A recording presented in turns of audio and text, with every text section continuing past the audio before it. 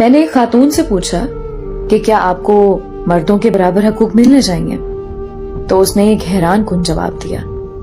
اس نے کہا کہ مجھے برابر کے حقوق نہیں چاہیے۔ میں نے تفصیل چاہی تو اس نے کچھ یوں بیان کیا، میرا جائیداد میں باپ کی طرف سے حصہ ہے، بھائی کی طرف سے حصہ ہے، بیٹے کی طرف سے حصہ ہے، خامد کی طرف سے حصہ ہے۔ جب میں مردوں کے برابر آ جاؤں گی تو میں ان حقوق سے محروم ہو جاؤں گی۔ میں کسی جگہ جاب کرتی ہوں تو مجھے جاب میں سہولت دی جاتی ہے، برابر کے حقوق میں میرا نقصان زیادہ ہے۔ بینک، ہسپتال، مارکیٹ، ہر جگہ لیڈیز فرسٹ کے اصول پر مجھے ریلیف مل جاتا ہے۔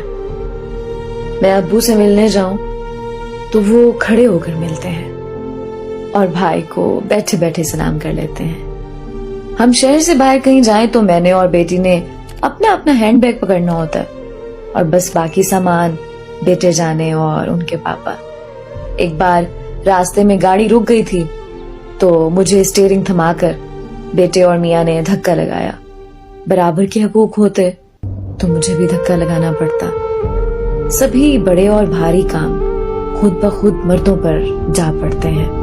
مجھے کبھی بل ادا کرنے نہیں جانا پڑتا، کبھی پینٹ والے کے پیچھے نہیں دوڑنا پڑتا، کبھی الیکٹریشین کے ساتھ دماغ کھپائی نہیں کرنی پڑتی۔ کمانے کی ذمہ داری کبھی میری نہیں رہی، میاں نے کمانے کے لیے نکلنا ہی نکلنا ہے۔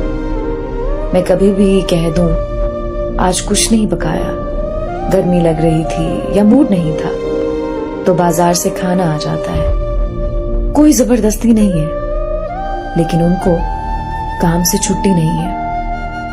میاں کی انکم پر مجھے حق حاصل ہے، میری انکم پر صرف میرا لباس ان سے مہنگا ہوتا ہے، میرے جوتے کپڑوں کی تعداد ان سے زیادہ ہے۔ ایسے بے شمار فائدے مجھے حاصل ہیں۔